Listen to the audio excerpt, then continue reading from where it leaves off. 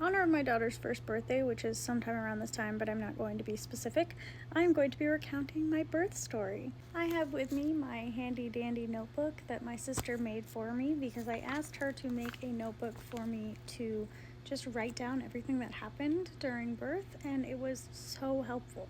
I don't know why they don't just look things on the chart, but every single nurse seemed to come in and ask me, when was your epidural, and other stupid questions that they definitely could have just looked up. But it was so nice to be able to be like, oh, here's that information right here in my handy dandy notebook that my sister made for me that I'm now slowly turning into a scrapbook of my baby's first year. I won't be saying any dates, so I'm just going to say Sunday, Monday, Tuesday, and those are a lie too, because I don't want anyone to know what my baby's birthday is for her own safety. So on, let's call it Sunday at 10 a.m. I had an OB appointment and my blood pressure was high, so they put me on a NST, which is a non-stress test. The NST showed that contractions were actually starting. They were happening and I couldn't feel them. So that was the beginning of prodromal labor. At 12 p.m. my contractions were getting really painful and they were irregular enough that I was getting concerned about being able to drive through them. So I made arrangements for my kids and my dogs because I was like, this is probably happening. My sister-in-law came and picked up the dogs, and at 2 p.m. my husband and I went together to pick my kids up from school because at that time they were going to school 30 minutes away, and so he did not want me driving all that way alone while having contractions to pick them up, so we went together. We decided to go to this store called Scheels. If you haven't been to Scheels, it's a great big outdoor store that is very fun, and we had already planned to go there because it just opened up and we wanted to be able to go before the baby came. We were like, oh well, let's just keep that because the contractions are super uncomfortable, but like I know we're not going to the hospital this second. So we went to Scheels, walked around. I used one of the wheelchair carts because I was like not feeling up to walking, and I know like you should walk, but I was like I'm not feeling up to it, so I didn't. Around 6 p.m. my kids went to their friend's house so that they could be somewhere else and we could head to the hospital.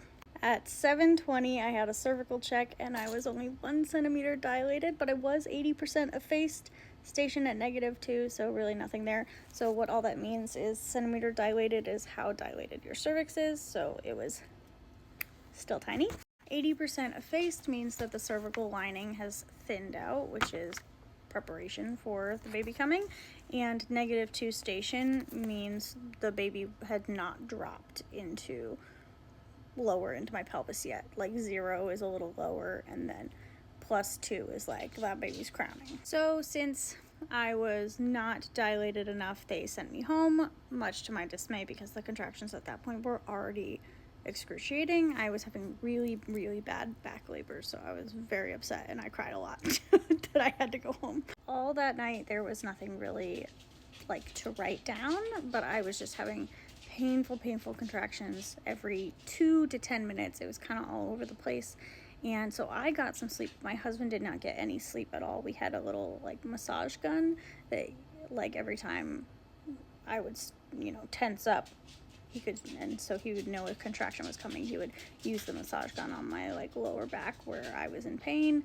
I spent a lot of time in our room, in my baby's room, like trying different positions, using like just various techniques, all the things that you do to just be as comfortable as possible. But it was a rough night. It was a rough night for sure. The next day at 10 a.m., so 24 hours after contractions started, my doula came to the house, and I am going to move that to part 2 because I want to space this out. And then the next day is going to be part 2. I'm sorry for breaking up into parts, but I feel like when I'm telling my birth story, which was a 3-day labor, I want to emphasize the 3 days of labor, and so I'm making you move to part 2. Photos for part 1, I have a maternity photo. Here's me at 39 weeks. And then this is at Scheels, my husband and son on a Ferris wheel. My cat and dog were so helpful. And here's my kitty laying on my back where I had labor. Come back for part 2. Bye.